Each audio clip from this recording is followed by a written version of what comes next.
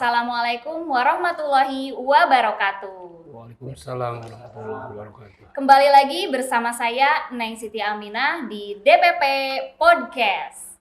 Hari ini saya akan berbincang-bincang hangat, akan ngobrol-ngobrol santai, tentunya edukatif dan inspiratif.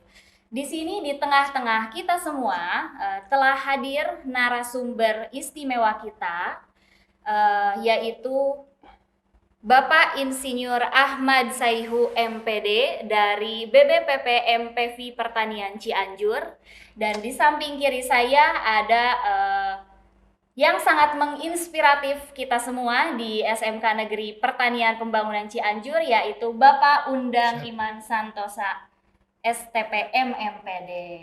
Assalamualaikum Pak. Waalaikumsalam warahmatullahi Ya, wabarakatuh. bagaimana kabarnya Pak? Baik. Alhamdulillah, sehat. Alhamdulillah, ya sehat ya Pak ya.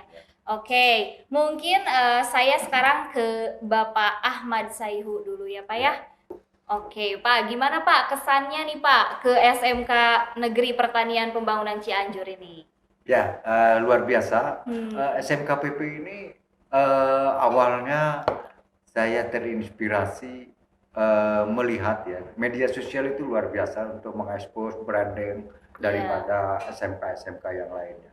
Sahabat guru pertanian, SMK PP ini adalah salah satu SMK yang berada di Cianjur, yang terutama ada beberapa SMK pertanian, khususnya di Cianjur itu ada 26 SMK.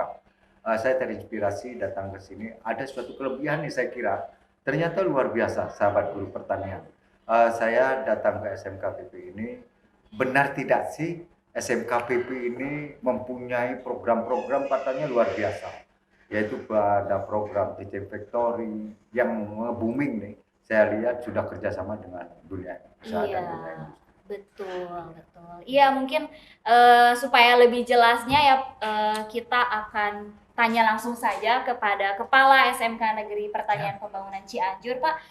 Tadi kan sudah dibahas mengenai Teaching Factory ya Pak ya. Nah, bagaimana Pak program Teaching Factory di SMK Negeri Pertanian Pembangunan Cianjur ini? Baik, terima kasih sahabat guru pertanian di seluruh Indonesia. Kami SMKNPP Cianjur tentunya ingin terus memperkuat pembelajaran ya berbasis industri. Kita Teaching Factory juga ini merupakan salah satu model pembelajaran mungkin ya terbaru ya. Walaupun kita selaku guru ya SMK Pertanian sudah terbiasa dengan project ya Bus Learning, tapi karena mungkin ini lebih menguatkan kita bisa berkolaborasi dengan industri, dengan industri yang sesuai dengan kebutuhan ya pembelajaran ini sesuai kebutuhan industri. Kita memperkuat model pembelajaran Teaching Factory. Di antaranya yang sudah berjalan ya kita bekerja sama juga dengan disupport oleh Pak Ahmad Sayhu dari Pedga Cianjur. Seperti itu juga dengan sahabat-sahabat dari perusahaan, ada PT Rumah Tani Indonesia, ya gitu juga ada perusahaan lainnya.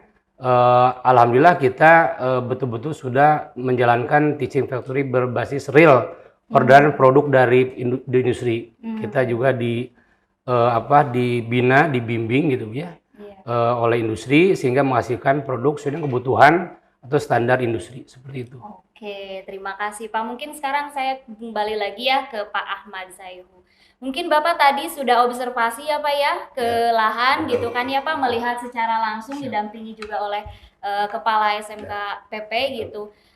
Bagaimana Pak proses Teaching Factory di sana menurut Bapak? Gitu. Saya lebih dekat dengan di lapangan tadi, luar biasa. Ada proses pembelajaran buat anak-anak. Sebenarnya Teaching Factory ini adalah tempat pelatihan wadah untuk meningkatkan kompetensi yang berbasis industri yang kepada siswa. Dan yang kedua, membangun jiwa entrepreneur untuk anak-anak siswa khususnya pertanian. Dan ini luar biasa. Tadi saya lihat itu ada suatu pembelajaran praktek langsung yang dilakukan oleh siswa, yaitu pada tanaman budidaya jagung, yaitu setelah pasca panennya. Cuma mungkin nanti Teaching Factory yang ada di SMK PP ini, yang di Cianjur ini, ada proses tindak lanjut daripada hasil produksi, tidak hanya panen selesai, dan juga harus ada inovasi dan kreativitas. Apalagi sekarang sudah ada Merdeka Belajar dan kurikulum Merdeka Belajar. Kurikulum Merdeka Belajar dan Belajar Merdeka itu ada dua. Pertama, menumbuh kembangkan kreativitas dan inovasi guru dan juga kreativitas dan inovasi siswa. Di antara keduanya itu harus erat berkolaborasi. Di sanalah hebatnya kurikulum Merdeka Belajar. Di SMKPP ini sudah melakukan sebenarnya implementasi kurikulum Merdeka, di mana sudah ada implementasi yang dilakukan, inovasi-inovasi yang dilakukan oleh siswa, inovasi yang dilakukan oleh guru. Dan ini adalah sepak terjang dan terobosan dari Kepala Sekolah. Terima kasih nih Pak KS. Mudah-mudahan nanti lulusan SMKPP ini memberikan harapan untuk pembangunan pertanian, khususnya Pak, untuk wilayah Cianjur dan untuk Indonesia. Dan saya berharap SMKPP ini sebagai lumbung ketahanan pangan Pak, untuk di daerah sekitarnya, dan anak-anak sudah menumbuh jiwakan kewirausahaannya. Dan kita berharap anak lulusan SMK pertanian, baik di SMKPP khususnya dan umumnya di seluruh Indonesia, membangun jiwa entrepreneur. Karena kita tidak menutup kemungkinan nantinya 5 tahun atau 10 tahun ke depan, anak-anak itu harus mau tidak mau harus terjun ke dunia pertanian. Siapa lagi yang akan mengelola SMK? Inilah SMK pertanian untuk membangun Indonesia kuat dan menguatkan Indonesia. Iya, Bapak. Terima kasih ya. Mungkin itu harapannya dari Bapak ya mengenai SMK pertanian gitu ya, Pak ya. Oke, saya kembali lagi ke Bapak ya, Pak ya. Tadi sudah dibahas harapan-harapannya ke depan untuk prospek-prospek pengembangannya ke depan ya, Pak ya. Kebetulan juga Pak di SMK pertanian ini tidak hanya budidaya ya, Pak ya. Tidak hanya jurusan budidaya gitu. Ada juga jurusan pengolahannya gitu. Nah, bagaimana Pak nanti ke depannya, apakah itu bisa dikembangkan gitu Pak? Baik, SMKN PP Cianjur tentunya kita berawal dari sekolah pertanian menengah atas Bu ya, di mana kita memang konsen di bidang pertanian. Nah, saat ini kita mengelola 5 program kalian, ada agribis tanaman, agribis perkebunan, juga ada tadi pengolahan ya, perikanan, kehutanan. Nah, ini kan sayang kalau tidak diintegrasikan Pak ya dengan pertanian terpadu. Harapan ke depan tidak hanya diolah, tapi kita juga bagaimana kita membuat sistem pertanian terpadu sehingga semua program kalian bisa saling kolaborasi ya kan, dengan semua jurusan, dan yakin ini menjadi suatu sistem yang bagus Pak ya. Baik tadi untuk pembelajaran gitu ya, secara terbaru juga untuk bisnis, atau kita ada peluang-peluang ya untuk memberdayakan potensi kita ini yang memang betul-betul masih murni ya, kita bidang pertanian kehutanan ini ya, walaupun tadi terus terang animo ke pertanian itu tantangan buat kita ya, makanya kita harus ada daya tarik seperti itu, termasuk tadi kita tidak hanya di pertanian konvensional ya, sudah dengan harapan teman-teman ya dari pertanian yang lain juga kita bisa update teknologi ya, termasuk tadi hasilnya kita olah tentunya dengan teknologi yang terbarukan gitu ya, seperti dari pengolahan yang sudah ada.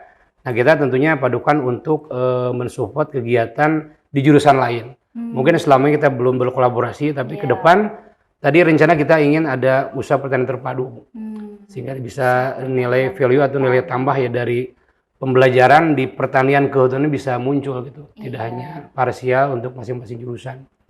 Jadi ke depan seperti itu, tidak hanya diolah ya, kita juga ingin memanfaatkan semua jurusan seperti ini bisa saling berkolaborasi untuk menghasilkan pembelajaran yang berkualitas ya setelah industri. Juga diharapkan bisa menghasilkan wirausaha muda dari lulusan kami. Mungkin seperti itu. Betul, seperti itu ya Pak ya. Jadi di sini kebetulan memang kalau misalnya ditarik secara gamblang gitu ya, di sini dari hulu ke hilir itu ada Pak, gitu ya. Jadi mulai dari budidaya gitu, terus mengolahnya juga ada gitu. Mungkin rencana dari Kepala SMK Negeri Pertanian Pembangunan Cianjur gitu ya, untuk memberdayakan itu semua ya Pak ya, mengkolaborasikan itu semua gitu supaya semuanya dapat terintegritas gitu, terintegrasi, menghasilkan value yang bagus. Seperti itu. Tapi ini luar biasa ya Pak ya. Sebenarnya SMK Pertanian yang ada di SMK PP di Cianjur ini adalah suatu momentum yang sangat bagus sekali untuk generasi-generasi berkelanjutan, di mana Cianjur ini kan terkenal dengan pertaniannya. Ini Iya. adalah suatu momen dan dorongan dari pihak stakeholder lainnya, baik dari Dinas Pertanian, baik dari pemerintah daerah, itu harus disupport dan didukung. Ya. Jangan sampai dari SMKPP saja yang akan berkolaborasi, ini harus bersinergi Iya. antara pemerintah daerah setempat juga dengan Dinas Pertanian yang terkait untuk mendukung ini. Ini adalah untuk membangun anak bangsa kita 5 tahun, 10 tahun ke depan. Dan ini adalah harapan bahwa Indonesia itu sudah diberi kelebihan oleh Allah ya, yaitu letak yang sangat strategis. Apapun di Indonesia ini dulu kan ada istilah begini, Bang, tongkat menjadi tanaman, ya kan? Iya. Tongkat menjadi tanaman. Apalagi tongkatnya jadi tanaman. Kalau kita serius dan konsen untuk generasi-generasi yang akan datang dengan adanya wadah SMKPP ini yang memperkuat kompetensi dan vokasi soft skill sama hard skillnya. Saya kira jangan ragu untuk calon generasi milenial, Anda bisa hebat masuk di SMK Pertanian PP Cianjur ini, dan Anda juga akan hebat untuk melanjutkan wirausaha di SMK Pertanian di seluruh Indonesia. Saya begitu, Pak. Iya. Betul ya. Terima kasih Bapak ya. Mungkin itu rekan-rekan yang ada di rumah mengenai TEFA, link and match antara SMK Pertanian dengan industri. Mungkin ini ada lagi ya Pak, sedikit gitu ya Pak tentang program link and match ini ya Pak ya. Selain TEFA gitu ya Pak ya. Ada juga pelatihan Pak dari dunia kerja gitu ya untuk guru-guru. Nah Pak, itu bagaimana Pak? Ya, dengan adanya link and match, pelatihan untuk di dunia usaha dan industri itu melatih bagaimana guru-guru itu berbudaya industri. Karena nanti kalau gurunya tidak paham tentang budaya di industri disampaikan kepada siswa, tentunya apa nanti siswa tidak akan memahami budaya-budaya industri. Karena industri itu mempunyai standar baik itu performa, anak itu tangguh, disiplin, itu yang diharapkan oleh industri. Dan yang kedua, anak-anak harus mempunyai daya talar yang sangat kuat untuk bekerja di dunia usaha dan juga tangguh dan bekerja keras. Itu yang diharapkan. Makanya di dalam program Link and Match ini luar biasa, ada beberapa yang perlu disupport oleh pihak yang berkepentingan, karena kemana siapa lagi kalau tidak ke SMK Pertanian, karena SMK Pertanian ini adalah harapan untuk penyediaan sandang pangan untuk generasi-generasi yang akan. Tanpa SMK Pertanian terus siapa yang akan mau menjadi petani milenial? Siapakah sekarang yang akan mau terjun ke pertanian? Ya kan sekarang sudah bergeser pola-pola pikir anak generasi-generasi. Mari kita bawa dengan teknologi yang dihadirkan di SMK Pertanian, khususnya di SMK, saya kira luar biasa. Sudah mempunyai pembelajaran digital, ya kan?